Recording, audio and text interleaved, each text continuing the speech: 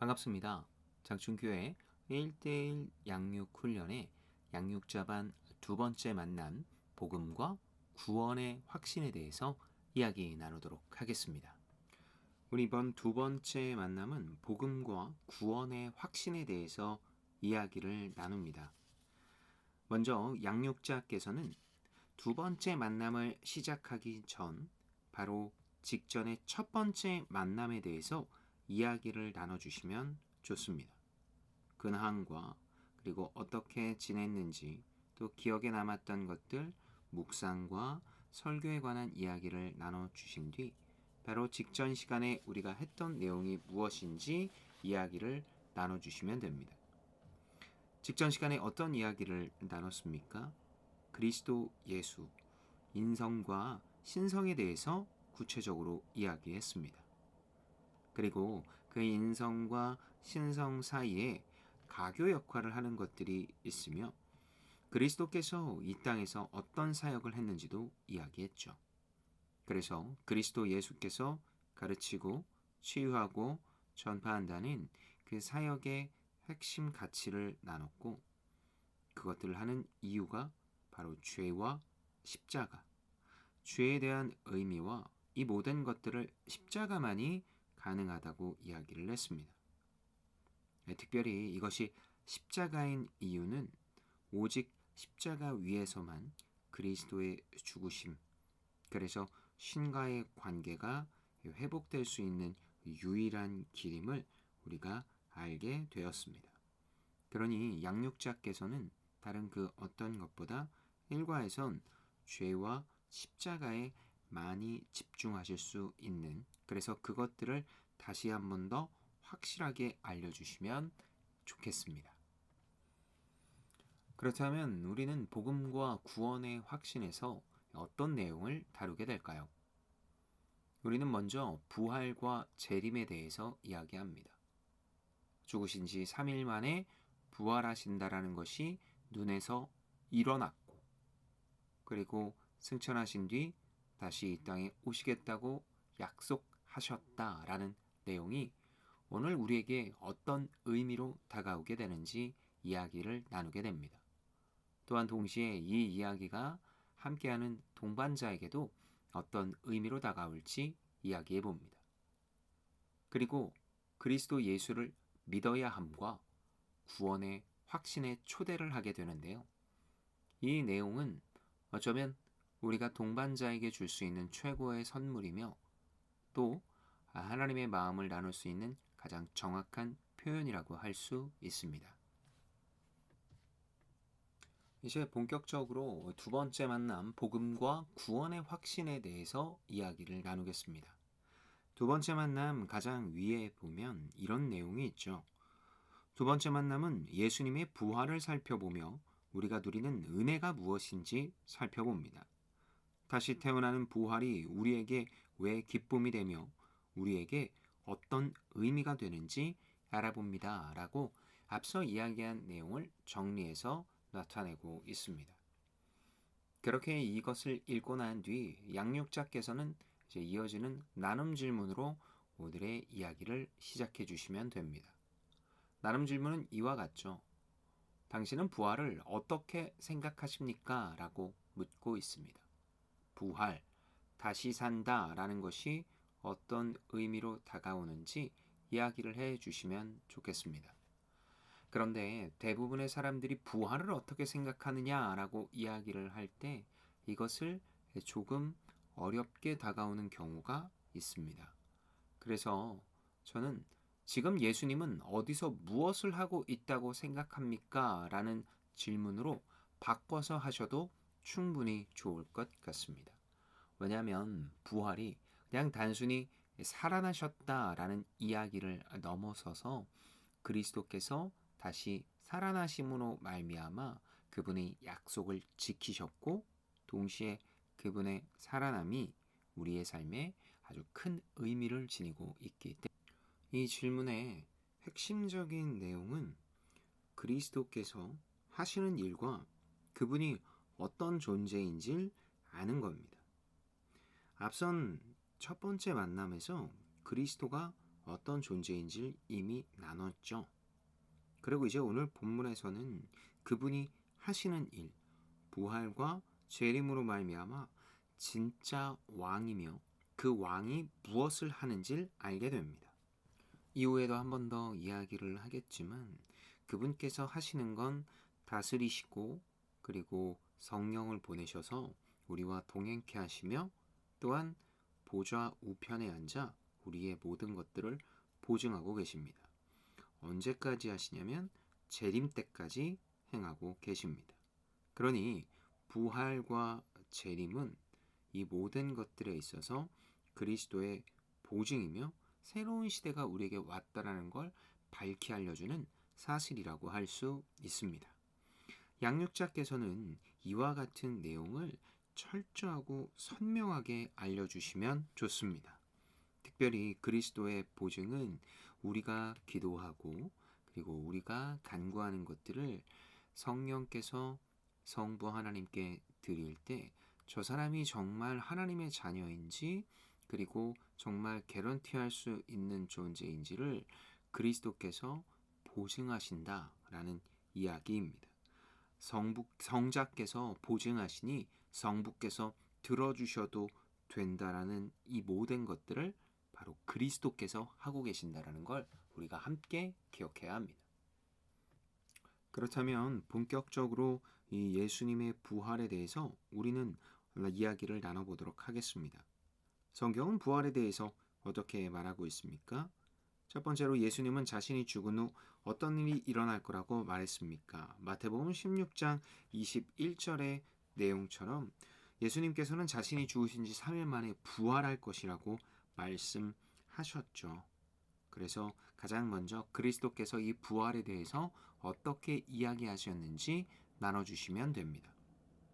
그리고 두 번째는 예수님의 부활을 목격한 사람은 누구입니까? 라고 이야기를 합니다. 부활의 목격자와 증인에 대해서 이야기를 하는데요. 먼저 고린도전서 15장 4절에서부터 5절엔 부활의 목격자들이 나옵니다.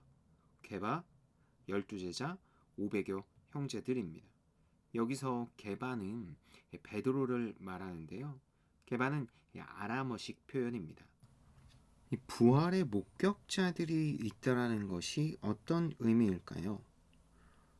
베드로와 12제자 그리고 500여 형제들이 있다는 것은 그만큼 예수님의 부활을 실제로 본 사람이 많다라는 내용입니다. 많은 사람들이 같은 부활이라는 현상을 목격했고 동일한 메시지를 전하는 것을 통해서 부활이 사실임을 우리는 알 수 있습니다. 그리고 이런 부활의 목격자들 이외에 정말 강력한 증인이 나오는데요. 로마서 9장 4절에서부터 5절까지 나오는 사도 바울의 고백을 통해 사도 바울이 가장 강력한 증인이었음을 알게 됩니다. 그는 예수님을 믿는 성도들을 옥에 가두기에 힘썼던 인물이죠. 그러나 그가 부활하신 예수님을 만나고 예수님을 전하게 됩니다. 예수님을 전하기 가장 어려웠던 바울이 예수님을 만나서 그의 삶이 바뀌고 있는 이 모습들을 통해서 우리는 그가 강력한 증인이 되었음을 알게 됩니다. 양육자들께서는 사도행전에 나오는 바울의 이야기를 들려주시면 너무 좋을 것 같습니다. 사도행전 7장, 8장으로 이어지는 바울의 이전의 행적들이 단 한 번의 다메섹 도상의 만남으로 말미암아 변화하게 되었다라는 이야기. 그래서 만나면 변한다라는 이야기를 여러분께서 꼭 해주시면 좋겠습니다. 그렇다면 우리는 여기서 한 가지 나눔 질문을 할 수 있습니다. 제가 나눠드린 이 나눔 질문 첫 번째에 육신의 병이나 생활의 고난으로 죽다가 살아난 경험을 나눠보시면 좋겠습니다. 새로운 생명을 얻은 경험도 이와 유사할 수 있겠죠. 왜 이런 나눔 질문을 하게 되냐면 부활이라는 것은 결국 내가 죽었다가 완전히 살아난다라는 것인데 그것을 간접적으로 경험할 수 있기 때문입니다. 암이나 사람들이 흔히 고치기 어렵다라는 병, 혹은 삶에 있어서 다시 없을 고난과 같은 것들이 있을 때, 그래서 이젠 아무것도 못하겠구나 라는 포기의 상태가 이르렀을 때 그리스도 예수를 만나거나 혹은 그렇지 않아도 그런 것들이 회복되었던 경험을 나눈다면 부활을 이해하는데 훨씬 더 용이할 것입니다. 2번으로 넘어가서 예수님의 부활은 우리에게 어떤 영향을 준다고 말하고 있습니까? 성경에서는 여러 가지의 이야기를 하고 있지만 예수님의 부활이 우리에게 주는 영향에 대해선 세 가지를 이야기를 합니다. 먼저 창세기 3장 15절인데요. 여자에게 이야기를 하신 내용입니다. 여자의 후손이 이것을 멸망시킨다고 이야기를 하는데요. 예수님이 십자가 위에 죽으시고 부활하심을 약속하고 난 뒤 그 부활의 큰 의미 중 첫 번째가 바로 죽음에 대한 막연한 공포를 극복하게 된다라는 겁니다. 사단의 최고의 힘은 죽음에 대한 두려움입니다. 그 부활로 말미암아 두려움이 완전히 사라지게 됩니다. 두 번째로 예수님의 부활은 로마서 6장 5절에 나온 것처럼 죄와 죽음을 이긴 사건입니다. 죽음에 대한 감정적인 승리와 실제적인 상황의 승리라고 이야기할 수 있겠죠. 예수님의 죽음이 나의 죄를 대신 짊어지시고 예수님의 부활은 우리의 죄와 죽음을 이긴 완전한 승리의 사건입니다. 죽음 자체에 대한 두려움, 그리고 그 모든 것들을 완전히 승리하게 되고 회복되어졌다라는 것입니다. 베드로전서 1장 3절은 세 번째에서 예수의 부활이 우리에게 승리의 확신을 준다고 이야기를 하죠. 이것을 해설서에서는 성도에게 산소망을 준다고 이야기를 하는데요. 부활로 인해 죄와 사망에서 자유를 얻게 되고 완전한 최후 승리를 기대하게 됩니다. 다시 말해 우리는 이 부활을 알면 알수록 죄와 사망에서 승리하게 됨을 확신하게 됩니다. 여기서 우리는 나눔 질문을 해볼 수 있습니다. 나눠드린 나눔지에 부활이 우리의 삶에 실제적으로 어떤 형태를 가지게 될까요? 라고 묻게 되는데요. 여기서 실제적 형태라는 것을 우리가 기억하며 이야기해 주시면 좋겠습니다. 실제적으로 가족과의 분리를 지나치게 두려워한다거나 막연한 걱정과 그리고 불안에 휩싸인 사람들이 정말 많죠. 그래서 더 많이 소유하고 그리고 더 많은 시간을 일에 투자한다거나 아니면 지나칠 정도로 예민한 나머지 모든 것들을 포기하는 경우들도 많이 있습니다. 부활은 바로 그런 사람들에게 큰 위로가 되고 동시에 격려가 될 것입니다. 가족과의 분리가 당시에는 아주 잠시 슬퍼할 수 있지만 이것을 두려워할 필요 없이 완전하게 승리하게 될 것이라는 이야기. 저는 개인적으로 이것을 많이 두려워하는 사람들에게 철로역정이라는 책과 또 애니메이션을 추천하는데요. 신앙이 연약할수록 애니메이션이 훨씬 더 좋을 것 같습니다.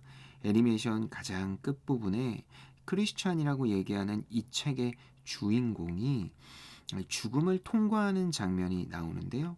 큰 심연 속에 들어가 있다가 빛을 발하며 천국으로 들어가게 되는 부활의 내용은 어쩌면 다른 그 어떤 내용보다 선명하게 나타나는 내용이 될 수 있습니다. 저는 이 내용을 우리 양육자가 한번 보시고 같이 이야기를 나눠주신다면 훨씬 더 좋은 나눔이 되지 않을까 싶습니다. 세 번째로 부활하신 예수님은 지금 어디에서 무엇을 하고 계십니까? 라고 묻습니다. 부활을 하시고 난 뒤 승천을 하셨는데 승천을 하신 예수님께서는 지금 도대체 무엇을 어디에서 하고 계신지에 대한 질문이죠. 마가복음 16장 19절에 보면 하나님 우편에 앉아 계신다라고 하는데 우편은 오른쪽을 뜻합니다. 그 오른쪽은요 성경에서 힘을 상징하고 있습니다. 하나님과 동일한 힘을 가지고 세상을 다스리고 있다라는 것을 우리는 알 수 있습니다. 특별히 하나님의 자리로 원래 가야 될 분이 하나님의 자리로 돌아갔다라는 것을 뜻하고 있죠. 그리고 그리스도께서는 그렇다면 거기서 무엇을 하고 계십니까? 로마서 8장 34절에 이야기한 것처럼 우리를 위해 기도하고 계신다라고 합니다. 성도를 위하여 간구하고 계신다고 하는데요. 이것이 바로 이 보증의 의미입니다. 우리가 하나님께 기도를 하고 하나님께 간구를 하게 되는데 그 간구가 성도의 것을 들으시고 성도에게 하나님께서 응답하는 모든 보증이 바로 그리스도로 말미암아 가능하게 된다라는 겁니다. 그렇다면 우리는 이어서 나눔 질문으로 바로 얘기할 수 있습니다. 예수님의 부활이 어떤 위로가 됩니까? 부활은 죽음에 대한 완전한 승리이며 우리에게 영생을 얻는 기쁨이 되죠. 동시에 예수님께서 부활하셔서 하나님의 우편에 보증하신다라는 확증과 신뢰를 얻게 됩니다. 우리는 의지해야 살 수 있는 존재죠. 스스로의 판단으로만 살 수 있는 것 같지만 사실상 불가능합니다. 그래서 우리는 이 믿음이 필요하고 부활을 통해 나 역시도 완전하게 부활한다라는 것을 믿게 되어서 분리나 혹은 우리의 삶에 있어서 막연한 걱정과 불안들을 모두 다 이길 수 있게 됩니다. 큰 임원으로 예수님의 재림에 대해서 이야기를 합니다.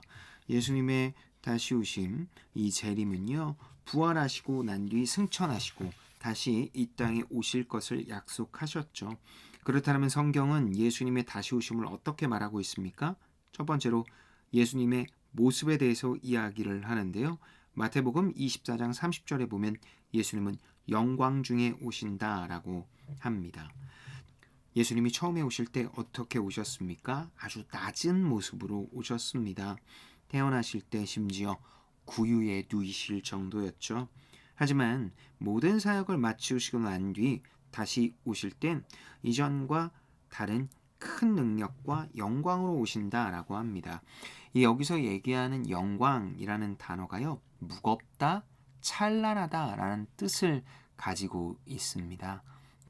그만큼 밝고 그리고 세상에서 그 어떤 것보다 소중하고 그리고 신중하게 다가올 수 있다라는 뜻을 가지게 되는 것이죠.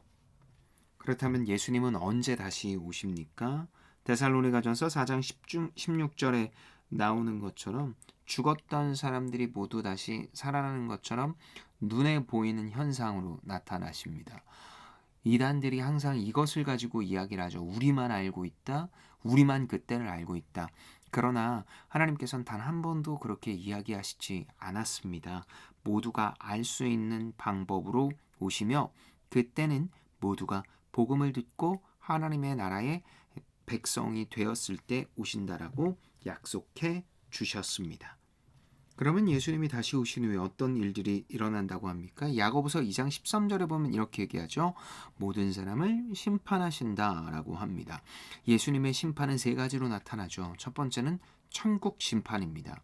이 심판이라고 하니까 잘잘못을 가리는 것에만 집중한 나머지 모두가 잘못되게 하는 얘기로 쉽게 생각하는데요. 천국 심판은 성도들에게 주어지는 확증된 칭찬이자 복의 결과라고 할 수 있습니다. 너무 잘 믿고 따랐다라는 하나님의 격려라고 할 수 있죠. 두 번째는 영원한 지옥 심판입니다. 이것은 예수님을 끝까지 거부한 사람들이 받게 되는 일인데요. 영원히 꺼지지 않는 하나님의 배제가 된 지옥 속에서 살게 됩니다. 그리고 마지막에 우리를 끊임없이 유혹했던 사탄의 심판입니다. 재림의 때 사탄은 영원히 심판을 받게 되어서 성도를 괴롭힘에 대한 결과도 얻게 될 것입니다. 그리고 예수님이 다시 오신 후 성도는 어떻게 됩니까? 계시록 5장 10절에 나와 있는 것처럼 주님과 함께 하나님 나라를 통치하게 되는데요. 하나님의 다스림을 받고 그리고 하나님의 다스림을 받았던 자가 그 다스림을 온전히 구현해 낸다라는 것이죠. 이것은 창세기에 나오는 경영의 의미의 회복이라고 할 수 있습니다. 바로 이 창세기의 경영이라는 단어가 하나님의 뜻이 이 땅에 온전히 드러내는데 그것들을 위한 도구로 인간이 창조되었고 그리고 그것들을 구현해내는데 지금 우리의 생각과 우리의 행동은 하나님의 뜻을 다 구현해낼 수 없죠. 그러나 예수님이 다시 오신 후 우리는 원래 에덴 동산의 아담과 하와가 모든 것들을 숨쉬는 것 하나조차도 하나님의 뜻에 의중에 맞춰졌던 것처럼 우리도 모두 그렇게 회복하고 다스리며 하나님의 경영을 드러내게 된다라는 겁니다. 그러니까 완전한 관계와 기쁨의 회복이 있을 것이라고 이야기하고 있습니다. 여기에서 우리는 예수님의 재림에 대해서 나눔 질문을 얻게 되는데요. 당신은 예수님의 다시 오심에 대해서 살펴본 뒤 어떤 기대감이 생기는지 이야기를 나눠주시면 좋겠습니다. 다시 오심은 끝이 있다는 기대감과 그리고 이 땅에서 살아가는 적절한 영적인 긴장감을 주게 되죠. 모든 고난을 겪고 그리고 또 믿음을 가지고 살아가는데 쉽지 않은 상황이 있을 수 있습니다. 그때 우리가 끝이 있다, 반드시 끝이 있다라는 것은 우리를 넘어갈 수 있는, 그 어려움을 넘어갈 수 있는 힘을 주면서 또한 큰 기대감을 가지게 됩니다. 또한 동시에 그분께서 다시 오시길 것이기 때문에 이것들이 사실이기 때문에 그것들을 적절한 긴장감을 가지고 난 상태로 살아가게 됩니다. 이것을 양육자들께서는 많은 기대감을 줄 수 있도록 이야기해 주시면 좋겠습니다. 그래서 우리 양육자들이 다시 오심, 이 그리스도 예수를 온전히 경험하고 그리고 다시 올 것을 기대하는 그 마음이 얼마나 큰지 나눠주시면 좋을 것 같습니다. 자, 이제 세 번째로 우리는 예수님을 믿어야 합니다. 라고 이 믿어야 하는 것이 무엇인지에 대해서 이야기를 하는데요.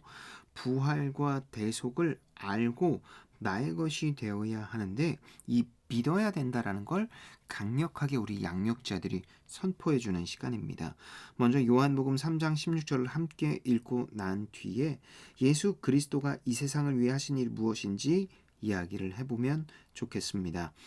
그러면서 예수 그리스도께서 죽으신 지 3일 만에 부활하셨다는 이 내용, 그래서 십자가의 죽음이 우리의 모든 죄를 해결했고 막힌 담을 허물어 화목하게 하셨으며 또한 죽으신 후에 부활하심으로 말미암아 죄의 죽음의 문제를 모두 다 해결하셨습니다. 그러니 예수님을 믿는다라는 것이 무엇입니까? 예수를 주로 시인하고 내 마음으로 받아들이는 것인데 이것을 진리로 여기는 겁니다. 그래서 괄호 2번에 보면 예수님을 믿는다라는 것을 내 마음으로 받아들인다고 하며 해설서인 진리로 받아들인다는데 이것이 바로 영어로 캐논이고 기준을 세우는 것이라고 이야기할 수 있습니다.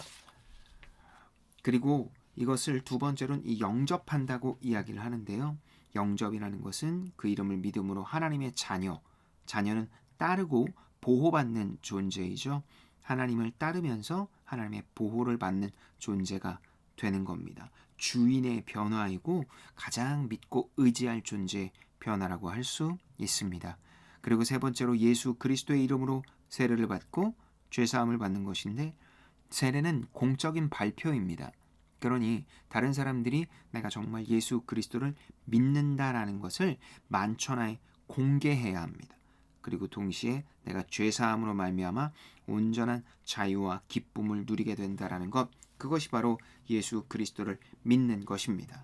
그래서 예수 그리스도를 아는 게 믿는 게 아니라 이것이 내게 기준이 되고 그리고 이것이 내 삶에 완전히 들어오게 되는 것, 그게 바로 믿음이라고 할 수 있습니다. 그러면 우리가 예수 그리스도를 믿으면 어떤 변화가 일어납니까? 현재에는 영생을 누리며 앞으로 미래에는 심판에 이르지 않고 하나님의 나라로 천국 심판을 받게 됩니다. 그리고 마지막에선 생명으로 옮겨져서 하나님과 영원한 행복과 그리고 하나님으로 말미암는 기쁨을 얻게 되는 것이죠. 그래서 우리는 예수 그리스도를 믿는다라는 것이 무엇인지 여러분이 친절하면서도 자세히 그러나 선언적으로 이야기를 해주실 필요가 있습니다. 많은 분들이 이 부분에서 어려움을 겪는데요. 왜냐하면 이것을 모두 다 설명하려고 하고 이해시키려고 하기 때문입니다. 어느 순간이 됐을 때 우리가 이것을 다 이해시킬 수 없고 우리가 가지고 있는 믿음을 바탕으로 선포해야 된다는 것을 여러분이 꼭 기억해 주시고요. 우리가 알고 있는 내용을 잘 정리해서 알려주시되 선포하고 선언하는 것들을 꼭 기억해 주시면 좋겠습니다. 그리고 마지막으로는 이 그리스도 예수에 대해서 이제 구원의 확신을 초대하게 되는데요. 그리스도 예수를 믿어야 하고 그것들을 위해서 우리는 계속해서 알아가야 한다는 지적인 이해를 강조하고 난 뒤 이것이 머리가 아니라 마음으로 이어져 있는 감정적인 체험도 필요하다고 이야기를 합니다. 그리고 나서 내가 이것들을 체험했는데 이것들이 이해가 됐는데 이게 정말 믿는 건지 아닌지에 대한 고민이 됐을 때 양육자께서는 동반자에게 함께 손을 잡고 하나님의 마음을 잘 전하며 의지적으로 당신에게 믿음이 있다는 것을 강하게 선포하며 함께 축복 기도를 해주시면 훨씬 더 좋을 것 같습니다. 그래서 그리스도 예수가 당신에게 누구인지 그리고 어떤 일을 하셨는지 무슨 일을 하고 계셨는지 다시 한번 되뇌이게 하고 난 뒤 정말 예수를 믿어야 한다라고 여러분이 이야기를 하며 그리고 이것이 정말 믿음이 있는지 없는지 아는 방법 중에 하나가 결국은 사회적으로 이웃적으로 그리고 또 가정적으로 교회 안에서 내가 변화가 있었다라는 것 열매로 아는 것인데 그 열매가 어떤 열매인지 여러분이 깊이 있게 나눠주시면 좋을 것 같습니다. 그리고 내가 이전에 알고 있던 예수와 오늘 알게 된 예수님을 어떻게 다른지 이야기를 하면서 복음에 대해서 선명하게 여러분이 꼭 알려주시면 좋겠습니다. 보통 이 복음을 듣고 난 뒤 거절하기도 하고요. 받아들이기도 하고 그리고 잠시 거리를 띄우면서 이렇게 홀드하는 경우들도 있습니다. 특별히 거절이나 홀드는 다음 과마다 복음과 연계를 해서 끊임없이 예수를 믿을 수 있도록 여러분이 나눠주시면 감사하겠습니다. 네, 이상 두 번째 만남을 마치도록 하겠습니다. 다음 세 번째 만남에서 만나도록 하겠습니다.